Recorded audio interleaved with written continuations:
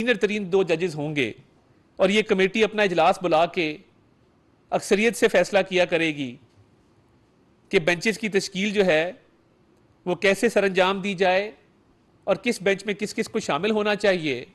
इसमें शफाफियत आएगी, ज़ाती पसंद नापसंद का अंसर ख़त्म होगा और एक इस कमेटी के ज़रिए अदल व इंसाफ आपको होता नजर आएगा, क्योंकि जब एक फर्द वाहिद जिसको वन मैन शो कहते हैं वो सारे फैसले खुद करे, कभी जाती पसंद पे कभी जाती नापसंद पे, कभी किसी जज से केस ले लिया जाए, कभी किसी जज को केस दे दिया जाए, कभी किसी को बेंच में बिठा लिया जाए, कभी किसी को बेंच से निकाल दिया जाए, तो ये फैसले जानिबदाराना होते हैं, गैर मुनसिफाना होते हैं।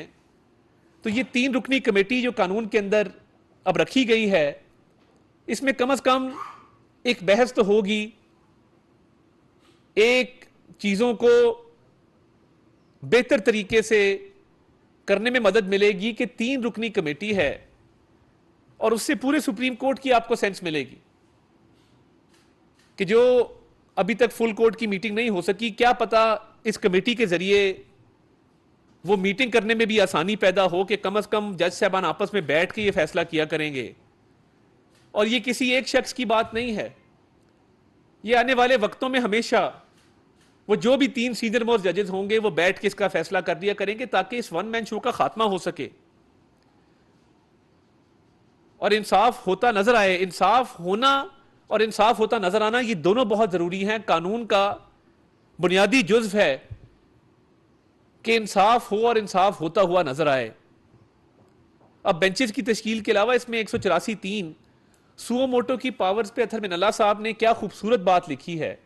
उन्होंने कहा है कि ये जो सुओ मोटो की पावर है कि सुप्रीम कोर्ट खुद एक केस को टेकअप कर ले, अज खुद नोटिस ले ले, ये पिसे हुए तबकात के लिए था, ये अकलियतों के लिए था, ये उन लोगों के लिए था जिनकी आवाज नहीं सुनी जाती, जिनके पास इतना रिसोर्स नहीं है कि वो महंगे वकील कर सकें और अदालत में पहुंच सकें।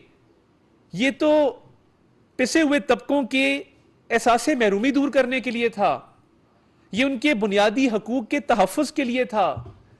ये इसलिए नहीं था कि सियासी पार्टियों की सहूलतकारी में और सियासी पार्टियों को सपोर्ट करने के लिए अज खुद नोटिस लिया जाए, ये कतन इसलिए नहीं था, ये सियासी मामलात में मुदाखलत के लिए नहीं था। तो इस कानून के जरिए 184(3) के हवाले से भी बात की गई है और बड़ी अच्छी बात की गई है। तो ये पार्लियामान एक सुप्रीम और सॉवरन इदारा है, क्योंकि ताकत का सरचश्मा अवाम है, अवामी नुमाइंदों पर मुश्तमिल एक इदारा है जिसके पास कानून साजी का हक आईने पाकिस्तान ने दिया है। आईने पाकिस्तान ये हक दिया है कि वो चाहे तो आइन के खालिक इदारा है, वो आइन में भी तब्दीलियां कर सकता है। तमाम जो इदारे हैं उनके जो भी रोल्स डिफाइंड हैं वो आइन के अंदर हैं और आइन का खालिक इदारा पार्लियामान है। तो जब ये कहा जाता है कि हम फलां रिट कर रहे हैं, इस कानून को स्ट्राइक डाउन करने के लिए रिटें आना शुरू हो गई हैं। एक फायर वॉल है, आइन के मुताबिक अदलिया पार्लियामान के मामलात में और कानून साजी में मुदाखलत नहीं कर सकती, और अगर इस मामले पर मुदाखलत हुई तो इसका मतलब यह लिया जाएगा कि बेंचेस की तश्कील को जो मुनसिफाना बनाने की एक कोशिश है उसको कबूल नहीं किया जा रहा सुप्रीम कोर्ट की तरफ से, क्योंकि उधर वन मैन शो ही काबिल कबूल है, उधर वन मैन शो के जरिए ही मामलात चलने हैं। तो पार्लियामान ने जॉइंट सेशन में ये बिल पास किया है और सुप्रीम कोर्ट को कानून साजी के जरिए पाबंद किया है कि बेंचेस की तश्कील अज खुद नोटिस के हवाले से जो केसेस हैं वो उसका एक तरीक़ेकार वज़ा कर दिया गया है।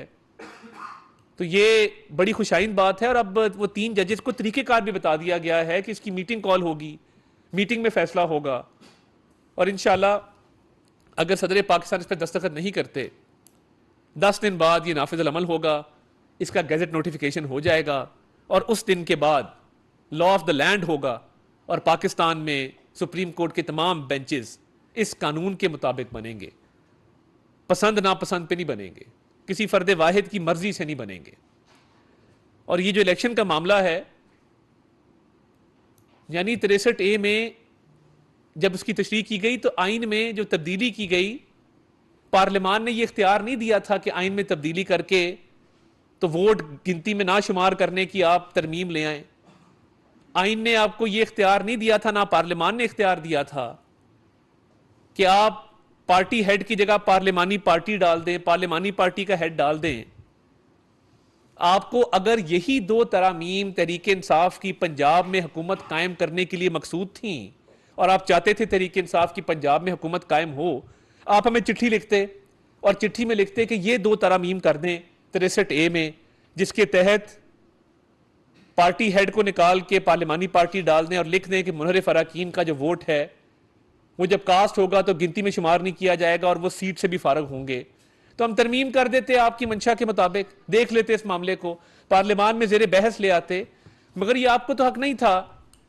एक तरफ आप आइन में जब आपकी मर्जी हो फर्द वाहिद उसमें तरमीम करने चल पड़ता है, और जब आपकी मर्जी ना हो तो कानून के खिलाफ भी रिटे कराना शुरू कर देते हैं कि हमारे बेंचेस का राइट जो है रेगुलेट करने का वो हमारे से ना लिया जाए, और उस कानून साजी पर सवालात उठाना शुरू कर देते हैं। तो आइन भी क्लियर है, कानून भी क्लियर है, पार्लियामान भी सुप्रीम है, सॉवरन है, और सुप्रीम कोर्ट के इदारे को सियासी मुदाखलत से गुरेज भी करना होगा। और जो तासुर कायम हुआ है, जो लोग बातें कर रहे हैं, इस हवाले से एक तासुर यह भी कायम करना होगा कि वो एक मुत्तहिद इदारा है और किसी किस्म का तनाज़ा नहीं चल रहा। अथर मिनल्ला साहब के ऑर्डर आने के बाद वो तो चार्जशीट है ऑनरेबल चीफ जस्टिस के खिलाफ, 4 जजेस लिख चुके हैं। तो ये मामला इलेक्शंस का किसी करवट तभी बैठेगा, कल फाइनेंस के हवाले से भी बिल आ चुका है और पार्लियामान ये फैसला करेगी और उस पर बाकायदा फाइनेंस का जो बिल है उसके मुताबिक मामलात आगे चलेंगे कि इलेक्शन कमीशन को कितनी फंडिंग मिलती, कब मिलती है। तो ये तो मामला पार्लियामान में है। और जिस करारदाद की बात आज फवाद चौधरी साहब ने की कि उस पर बताले सरकार के दस्तखत हैं, 8 दस्तखत जाली हैं, करारदाद पे कभी भी तमाम अरकान पार्लियामेंट के दस्तखत नहीं होते, नुमाइंदगी होती सबकी। तो तमाम हुकूमती इत्तेहाद की जमातों के नुमाइंदों के उस पर दस्तखत मौजूद हैं और दस्तखत तो हमने खुद अपने सामने करवाए हैं, तो इसलिए हमें पता है। ये जो झूठ और बहतान है कि स्पीकर के खिलाफ पर्चा करेंगे और कार्रवाई करेंगे कि जाली दस्तखत हुए उस करारदाद पे, करारदाद आपको चुभी बहुत है। करारदाद ने पाबंद किया है वजीर आजम को और काबीना को कि वो ये सारा मामला पार्लियामान में लेके आए और इस पर कोई फैसला ना किया जाए और इलेक्शन के हवाले से कोई फंड की मंजूरी ना दी जाए। ये पार्लियामान का फैसला है करारदाद के जरिए। अब ये करारदाद क्योंकि आपके मफादात के खिलाफ है, तो आप अब स्पीकर के खिलाफ जो है वो इल्जाम तराशी पर उतर आए हैं, जाली दस्तखत का इल्जाम लगा रहे। जाली दस्तखत इमरान खान के थे। जब अदालत में जज साहब ने, लाहौर हाई कोर्ट में तारिक सलीम शेख साहब ने पूछा कि खान साहब ये दस्तखत किसके हैं, फर्क है इमरान न्याजी फ्रॉडिये में और बाकी जमातों के सरबराहान में, कॉलो फेल में तजाद नहीं है, मुल्की मफादात हमें अजीज तर हैं, इमरान खान की तरह हम यू टर्न नहीं लेते, मुल्की मफाद को अपनी जाती ना की खातिर बेचते नहीं हैं, केसेस से बचने के लिए 6-6 साल फॉरेन फंडिंग को नहीं लटकाते, तोशा खाना के केस में लेट नहीं जाते कि मैं और बच्चों की तरह रोना नहीं शुरू कर देते कि मैंने अदालत में नहीं जाना, मैंने जवाब नहीं देना। स्टे ऑर्डर के पीछे साइफर के केस में नहीं छुपते, टिरियन के केस में तारीख पे तारीख लेके दायरा इख्तियार को चैलेंज नहीं करते। जितने चोरी चकारी के, डकैती के, टिरियन के केसेस हैं, तमाम में ये अदालतों से भागा हुआ है और स्टे ऑर्डर और बेलों पे फिर रहा है। जब लाहौर हाई कोर्ट के जज साहब ने पूछा था दस्तखत किसके हैं, तो खान साहब मुकर गए। उन्होंने कहा मेरे नहीं, अजहर सिद्दीक ने किए हैं। एक वो वकील है अजहर सिद्दीक साहब, उन पे उन्होंने उंगली उठाई, उन्होंने कहा ये इन्होंने किए हैं जाली दस्तखत मेरे। जाली दस्तखत करने के तो आप माहिर है। तो कार्रवाई स्पीकर को मैं रिक्वेस्ट करूंगा, कार्रवाई आपके खिलाफ होनी चाहिए। आपने वजारत से इस्तीफे के बावजूद जो एक वजीर इतलात के तौर पे आप फ्लैट पर आपका कब्जा रहा है, ये 2 माह कबल तक भी आपको चार्जेस उसके पे करने होंगे, वो लाखों रुपए बनते हैं। आपने सरकारी वसाइल का जो इस्तेमाल किया है, मुलाजमीन, गाड़ियां और जो फ्लैट आपने रखा है, तो कार्रवाई तो आपके खिलाफ होनी चाहिए। सरकारी फ्लैट में नाजायज काबिज के तौर पे रहने वाले फवाद चौधरी को जाली दस्तखत का इल्ज़ाम लगाते हुए शर्म आनी चाहिए थी, मगर शर्म उसको आती जिसके पास हो। जिसके पास शर्म नहीं होती उसको आती भी नहीं है। दिलाई जा सकती है, कोशिश की जा सकती है, मगर जाली दस्तखत वाली जो बात की, इमरान खान साहब को ये आते हैं, हमारे दस्तखत भी असली हैं, हमारी हुकूमत भी असली है, हमारा कॉज भी असली है, आपके दस्तखत भी जाली हैं, आपका लीडर भी जाली है, आपका कॉज भी जाली है। जवेद हुसैन साहब दुनिया भर से सर अतर बिल्ला साहब का जो ऑर्डर है वो आप कहते हैं चार्जशीट है, तो क्या उस चार्जशीट की बुनियाद पे कोई रेफरेंस तैयार किया जा रहा है? नंबर 1। नंबर 2 ये कि इस आर्टिकल जो आइन का आर्टिकल 183 जिसकी आप एक्ट के तहत जो उसमें तरमीम कर रहे हैं, उसमें नजरसानी की अपील पे एक राइट दिया गया है, और क्या उस अपील के राइट के तहत नवाज शरीफ साहब की अपील तैयार की जा रही है? वो कब तक दायर कर देंगे? बहुत शुक्रिया जी। देखिए, सबसे पहली बात यह है कि चार्जशीट बिल्कुल है, और मैंने खबरों में देखा कि 2 रेफरेंस दायर हो चुके हैं। एक कोई इस्लामाबाद के वकील साहब हैं सब्तैन साहब, उनकी तरफ से आया है। एक कसूर के वकील साहब हैं डोगर साहब, उनकी तरफ से कल एक रेफरेंस आया है। हुकूमत ने या हुकूमती इत्तेहाद ने अभी कोई रेफरेंस की तैयारी शुरू नहीं की, मगर ऑब्वियसली इस पर मशावरत जो है वो हो रही है, और इस पर बहुत जल्द जो है वो कोई ना कोई फैसला कर लेंगे। जो नज़रसानी का मामला है, देखिए, सुप्रीम कोर्ट से कोई भी ऑर्डर फाइनलिटी अटेन कर जाए और वो फाइनल हो जाए तो उसके बाद फिर उसमें मजीद गुंजाइश नहीं रहती अपील की। ये आखिरी कोर्ट है, इसने जो लिख दिया वो ता क़यामत उसी तरह रहेगा, बाकी फैसले क़यामत वाले दिन होंगे। तो इसलिए नज़रसानी का एक राइट ज़रूरी था। फिलहाल ऐसी कोई अपील अभी तैयार नहीं की गई। ये मोहसिन दावड़ साहब MNA इस तरमीम को लेके आए थे, और ये इसलिए लाए थे कि बहुत सारे पिसे हुए तबकात, बहुत सारे जो मरहूम जिन लोग जो महरूम है लोग, और जिन लोगों की हक तलफियाँ हुई हैं, उनको ये मौका मिले कि वो अपनी अपीलें दायर कर सकें। तो इस पे अभी फ़िलहाल सियासी जमातों ने कोई अपील दायर करने का फ़िलहाल फैसला नहीं किया। जब होगा तो आपको मुतला कर दिया जाएगा। टिक्का खान सानी साहब समाज। अच्छा सर, गुज़श्ता रोज़ रज़ा रब्बानी साहब भी कहते हैं कि आइन में तो 90 दिन की गुंजाइश है और 90 दिन से आगे नहीं जाया जा सकता। आप क्या समझते हैं? वो समझते हैं कि दोनों तरफ से खिलवाड़ हो रहा है, सबके साथ मजाक हो रहा है, ऐसी कोई बात है?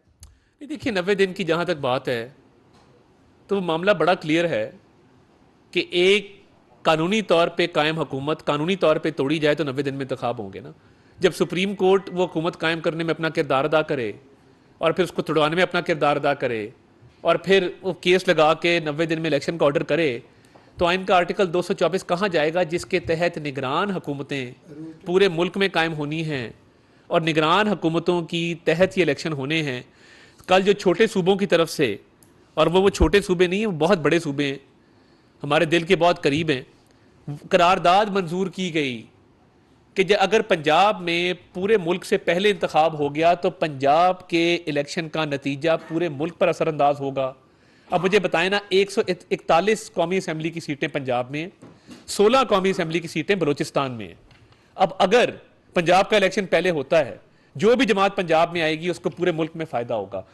ये आइन की रूह यही है कि पूरे मुल्क में बैक वक्त इंतखाबात का इनकाद करवाया जाए, तभी केयर टेकर्स का कॉन्सेप्ट पाकिस्तान में है, बाकी ममालिक में नहीं है। अगर ऐसी बात होती तो आपको तारीख में मिसालें मिलती कि कभी एक सूबे का इलेक्शन पहले हो रहा है, एक का बाद में हो रहा है। ऐसी बात ही नहीं है, ना इसकी आइन के अंदर गुंजाइश मौजूद है। आखिरी सवाल साकिब साहब। सवाल किया था मोहन साहब ने कि महंगाई के मुतालिक, तो आपने कहा था कि दाखिला के मुतालिक मुझसे सवाल किया जी सर, इस्लामाबाद कर लें। में क्राइम रेट में बहुत इजाफा हो रहा है। एक दिन में 3 थानों की हदूद में 3 कत्ल हो रहे हैं, डकैती की वारदातें बढ़ रही हैं। क्या पुलिस गैर सियासी होकर काम करेगी? मतलब आपके जितने भी प्रोटोकॉल्स हैं उनसे हट के इस्लामाबाद के शहरी को काफी? देखिए, मैं ये समझता हूँ कि जो IG इस्लामाबाद हैं अकबर नासिर, इनके कवायफ क्या हैं, ये कौन आदमी है, ये आपको जानना ज़रूरी है। ये वो आदमी है जिसने लाहौर में पहला सेफ सिटी का मॉडर्न तरीन प्रोजेक्ट लॉन्च किया, कम तरीन कीमत पे लॉन्च किया, और क्राइम रेट तो बहुत दूर की बात है, बड़े बड़े दहशत गर्दों को उनके मंतकी अंजाम तक पहुंचाने में मदद मिली। वो कैप्टन मुबीन शहीद का केस हो, वो लाहौर में बम धमाकों के केस हो, तो ये क्राइम फाइटर एक इंस्पेक्टर जनरल हैं पुलिस के जो सियासत से मुबर्रा हैं। बदकिस्मती से तहरीक इंसाफ की हुकूमत ने आते ही अफसरान की लिस्टें जिस तरह बनाई और ये तुम्हारा अफसर और मेरा अफसर की डिबेट शुरू की, ये कभी भी नहीं थी इस मुल्क के अंदर।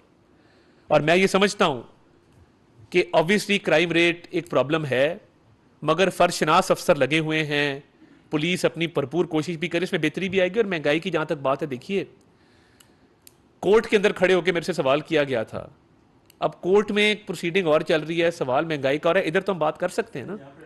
मैं वही बात कर रहा हूं कि देखिए अब ये सस्ते आटे की, फ्री आटे की स्कीम है, मुल्क की तारीख में कभी फ्री आटा नहीं दिया गया। अभी भी लोगों की कोशिश है इसको तनकीद का निशाना बनाया जाए। बेहतरीन इंतजाम हो रहा है, बदनज़मी होती है, कई जगहों पे होती है, मगर इसका ये मतलब नहीं है कि फ्री आटा देना हुकूमत बंद कर दे। 4 साल में जो मईशत को तबाही के दहाने पे खड़ा किया गया है, कर्जे पे कर्जे लिए गए हैं, हमें तो 1 साल मुकम्मल हुआ, हम जो पाकिस्तान छोड़ के गए थे वो तो हमें नहीं मिला, महंगाई भी नहीं थी, बेरोजगारी भी नहीं थी। हाँ करें ऐड। अच्छा सर, बड़ा अहम सवाल है ये, बात करना था जो एक दिन का इलेक्शन पंजाब और तमाम सूबाई असम्बलियां और कौमी असम्बली का, क्या हुकूमत इस पे संजीदगी से गौर कर रही है और क्या वो अक्टूबर ही है या उससे पहले? देखिए मेरा तो ख्याल है कि बिल्कुल संजीदगी से गौर कर रही है। पहली बात तो यह है कि फेडरल गवर्नमेंट अपनी मुद्दत पूरी करेगी जो कि 12 अगस्त 2023 है, अल्लाह ताला के फजल से इंशाल्लाह। इलेक्शंस बैक वक्त होने हैं। मुझे तो ये समझ नहीं आ रही कि जो इलेक्शन का शोर डाल रहे हैं तरीके इंसाफ वाले, मुझे तो कई कैंपेन करते नजर नहीं आ रहे, वो भी इलेक्शन के लिए तैयार नहीं है। उनको भी पता है कि मुल्क की तारीख में इलेक्शन एक ही दफा होते हैं, और उनकी भी जो नारे हैं वो चाहते हैं कि हम खींच खूंच के डेट को अक्टूबर से पहले ले आए।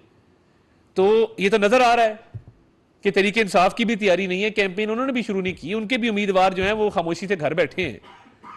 तो इलेक्शन एक ही दफा होगा, पूरे मुल्क में होगा, और मेरा ख्याल है कि जब भी होगा तो तमाम सियासी जमातें उसको तस्लीम इंशाल्लाह करेंगी। बहुत शुक्रिया।